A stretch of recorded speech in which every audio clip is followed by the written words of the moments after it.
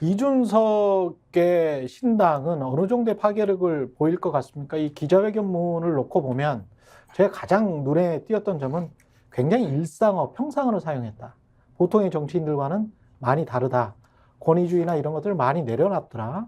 그런 측면들이 있고, 그리고 시민이라는 단어를 사용했더라고요. 사랑스러운 시민. 예, 시민. 사랑스러운 예, 시민. 이게 또 한동훈 비대위원장 사랑하는 동료 시민이라고 했는데 그거는 미국 사람들, 미국 대통령 흉내낸 거고, 펠로우 시티즌이라고 그거를 이제 번역해서 동료 시민이라고 했는데 이것까지 포함해서 이 꽃게 인용 이것까지 포함해가지고 너무 쇼처럼 진행하지 않았나 그런 생각이 들고. 이준석 대표 신당과 관련해서는요. 예. 제가 지금까지 경험했던 정치 신당 성공 방정식에 관해서는 성공할 가능성이 없어요. 그래요? 네, 왜냐면은 예.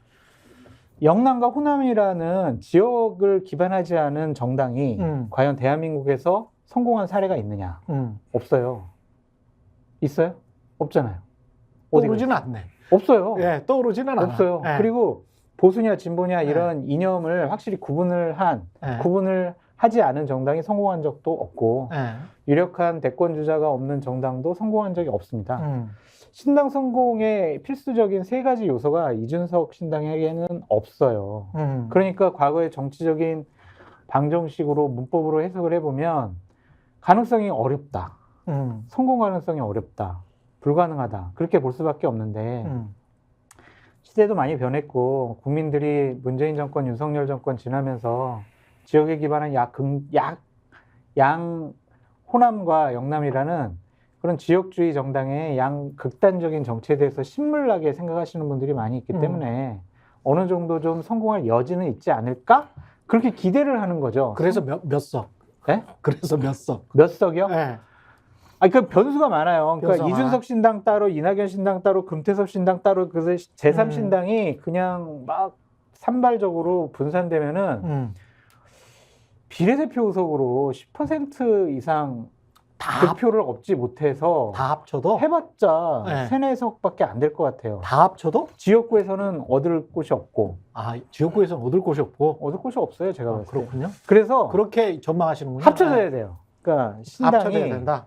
뭐 무소속 연대를 하든지 아니면 신당 연대를 하든지 해가지고 한 테이블 안에 모여있는 모습, 한 울타리에 있는 모습을 보여야 국민들이 그래, 제3신당 하나로 몰아주자 이러지 따로따로 분열해서는 어려워요. 정겸 대표님. 내일 바로 선거하면 뭐 조금 전에 말씀하신 대로 될 거고요. 뭐 이준석 신당이 출범할 때부터 독립적으로 뭔가를 개척해 나갈 수 있다고 저는 생각하지 않았고요. 결국 이제 독립 변수는 한동훈 비대위 체제가 어떻게 되느냐 이 문제이니 예. 지금 비대위원들의 인선 한번 보십시오. 비대위원들이 지금 이제 아직 소개가 되지 않는데 모든 비대위원들에게 기자들이 질문할 거예요. 김건희 특검법 어떻게 해야 되냐고. 명품백 사건 수사해야 되느냐 말아야 악법입니다. 악법이라고 이제 주장을 하겠지만 그러면 지금 7, 8, 9 세대로 했던 70년대, 80년대, 90년대 세대가 비대위원으로 들어가 있다고 치면 자, 이 사람들이 대답을 특검법 이거 악법이에요. 김건희 명품백 그거 가짜뉴스 예를 들어서 함정 뭐 취재였다. 이렇게 하는 순간 7, 8, 9가 안 되는 거예요. 참신함이 떨어져 버린다. 자기 존재감이 아예 없어지는 거지 않습니까? 그 이유는 뭡니까? 본 그대로 있는 그대로 사실대로 국민들에게 솔직하게 이야기하고 그렇지. 예. 여기에서 새로운 돌파구를 찾겠다는 것이 일종의 모토가 될 텐데 거기에서 얼마나 많은 파열이 생기겠느냐. 그러면 저는 한동훈 비대위 체제가 안정적으로 오래 갈 수 없다고 저는 보는 쪽이고요. 그 과정에서 어저께 이준석 전 대표가 했던 그런 비전과 목표를 비록 부족하지만 계속 견제하고 저는 꾸준히 그냥 가고 있으면 된다. 하늘이 아마 점지를 해줄 것이다. 안 되면 이미 망한 거고 될 길이 열리면 당신을 통해서 열리는 것이 아니라 국힘 내부에서 파열이 생기고 그 에너지가 이준석 쪽으로 갈 수 있다라고 저는 생각하기 때문에 때를 기다리면 된다. 예, 내일 투표하면 지금 말씀하신 대로 되지만 좀 더 가보면 상황은 달라질 수 있다고 저는 봅니다. 김종국 행정관님. 저의 관심은 전 이준석 전 당대표의 관심은 그렇게 크지 않아요. 크지 않다. 저는 이제 뭐냐면 네. 이 한동훈 체제가 완주할 수 있을까가 전 더 관심이 많은 상황입니다. 말씀하신 것처럼 산이 너무 많아요. 그리고 산을 넘으면 또 깊은 물이 있어요. 김건희라고 하는 깊은 물이 있습니다. 항상 보면. 아니 선거도 한 100일밖에 안 남았는데 네.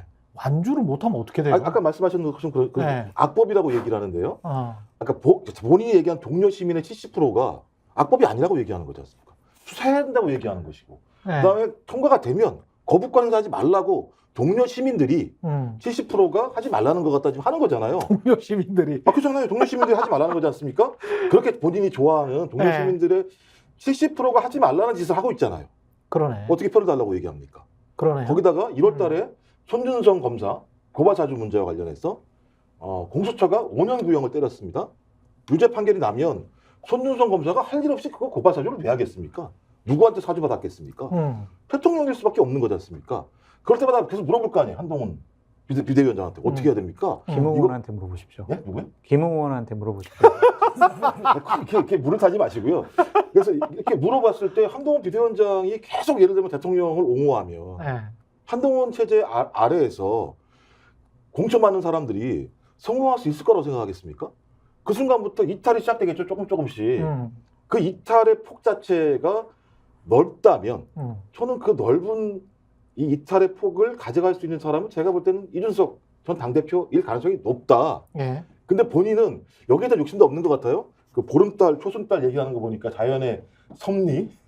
그러니까 보름달이 지면 이제 손달이 찰 거라는 얘기를 하면서 예. 월륜 월신. 그래서 제가 볼 때는 본인은 어떤 총선의 목표보다는 차근차근 적금을 쌓는 것 같아요. 더 먼 것을 위한 적금을 쌓는 것이 본인에겐 더 보탬이 된다라고 생각하는 것 같고요. 속으로는 분명히 대권을 노리고 있는 것 같습니다. 그래서 적금을 매달 잘 넣으면 되는 거죠. 그냥 한 방에 뭐 터뜨리겠다고 생각하는 순간 깨지죠. 왜냐하면 이준석 전 당대표 완전히 해성까지 올라온 거잖아요. 그렇죠. 그때만 하더라도 뭐 네. 세상이 무서울 게 없었는데 그냥 져버리잖아요. 대통령 말 한마디에 그냥 져버리잖아요. 그러니까 차근차근 무너지지 않을 만큼 쌓아야 되겠구나라는 생각을 하는 것 같아서 전 그런 측면에서 근데 그 전에 뭐라 그랬냐면 대통령한테 막 요구하잖아요. 3가지 조건을. 믿을 사람한테 요구를 해야죠. 변할 사람한테 요구를 해야죠. 그러니까 왜 저걸 걸고 예를 들면 하려고 하는 거지? 저게 정치인가? 저는 그런 측면에서 계속 비판적이었던 거예요. 윤석 전 당대표에 대해서. 근데 이번에 하는 얘기를 들어보니까 제가 볼 때는 차근차근 가려고 하는구나. 뭐 오케이. 그 장성철 소장님이 보시기에는 보수신당입니까? 진보신당입니까? 삼지대입니까? 보수신당이죠. 보수신당입니까? 그러니까 이준석의 정체성은 보수신당이다? 보수 우파의 플랫폼을 벗어나서 정치하기는 어려울 거예요. 그냥 중도층을 좀 끌어들이는 그러한 보수 개혁신당의 형태를 띠지 않을까라는 좀 생각이 들고 본인도 뭐 진보 쪽이나 민주당 쪽에 뭐 그렇게 그쪽에서 주장하는 것에 대해서 찬성하는 것 같지도 않고 그쪽에 있는 분들과 뭐 우정을 나누는 것 같지도 않거든요. 그래서 진영을 넘어서 정치를 하지 않을 것 같다는 좀 생각이 드는데 한동훈 체제가 흔들린다라고 우리 정계한 평론가님 말씀하셨는데 그거는 외부 요인이 아니라 내부 요인일 가능성이 높아요. 내부. 2가지 요인인데 하나는 민주당이 한동훈 비대위원장 가만두겠어요? 진짜 아마 탈탈 털 거예요. 그래서 법무부 장관이었을 때 인사청문회 그 정도 수준이 아니라 정치인 한동훈으로서 검증받아야 될 것들이 너무나 많거든요. 개인적인 문제, 그렇죠. 뭐 지금 법무부 장관 하면서 했던 여러 가지 얘기들과 지금 모순된 말과 행동들 그런 것들에 상당히 취약해질 수밖에 없다. 그런 생각이 좀 들고요. 또 하나는 한동훈 스스로 갖고 있는 엘리트주의가 자칫 잘못하면 한동훈을 망칠 수 있지 않겠느냐라는 좀 생각이 들어요. 그러니까 불출마 선언 같은 경우도 어느 누구하고도 상의하지 않았고 그 자리에서 그냥 얘기한 거라고 하더라고요. 아, 그래요? 저러한 독단적인 판단에 의한 메시지가 자칫 잘못하면 당을 되게 어렵게 만들 수가 있다. 정치인들에 대한 불신이 너무나 심하잖아요. 한동훈 비대위원장이나 윤석열 대통령이나. 그러니까 정치인들이 하는 조언 같은 경우에 듣지 않을 가능성이 좀 높다고 봐요.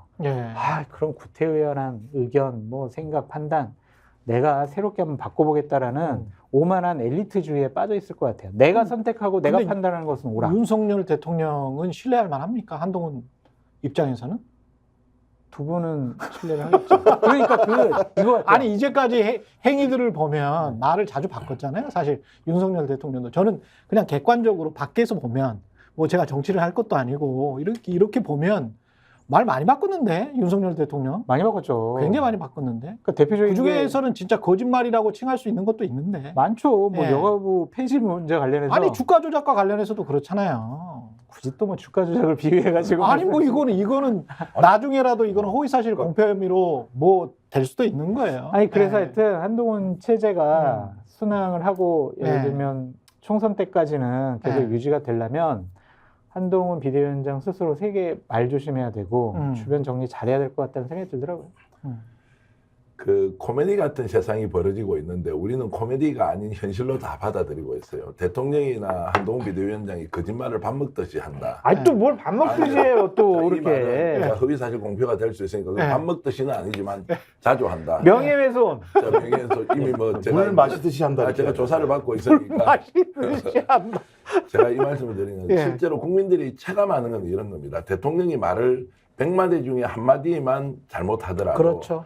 국민들은 아 대통령이 거짓말한 거 아니야? 이러면서 거짓말 대통령 인식하는 거예요. 왜냐하면 대통령 거짓말 하면 안 되기 때문에 그렇습니다. 아니 논어에 무신불립이라고 나와 있죠. 그럼 야당 대표는 거짓말해도 됩니까? 자, 야당 대표가 거짓말을 해도 된다는 말이 아니라 그렇지. 권력을 가지고 있고 아. 국정 운영을 책임지고 우리 대한민국 국민들이 가지고 있는 권한을 위임한 대통령은 어떤 경우에도 절대자처럼 거짓말하면 안 된다. 원칙과 그리고 좀 정의 이런 것들을 바로 세우는 사람이어야 된다는 기대가 있지 않습니까? 예. 제가 거짓말 시키는 건 차원이 다른 문제라고 저는 보고요.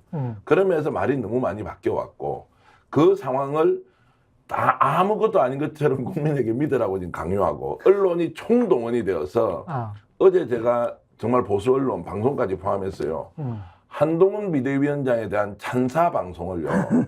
심할 정도가 아니고 이거는 정말 거짓이다. 야 이거냐 진짜 세대교체 바람이 불었나? 그러면 대한민국의 새로운 세대교체를 하는 사람이 저렇게 취임 연설을 해야 되고 그 뒤에 이재명이 마치 이 세상에 남아있는 유일한 악당인 것처럼 몰고 가면서 국정 운영의 총책임자인 집권 여당과 비대위원장과 대통령이 나라 안 살리고 야당 죽이는데 나서는 저 사람이 어떻게 세대교체의 상징이 될 수 있느냐 이렇게 저는 자연스럽게 질문이 나오더라고요.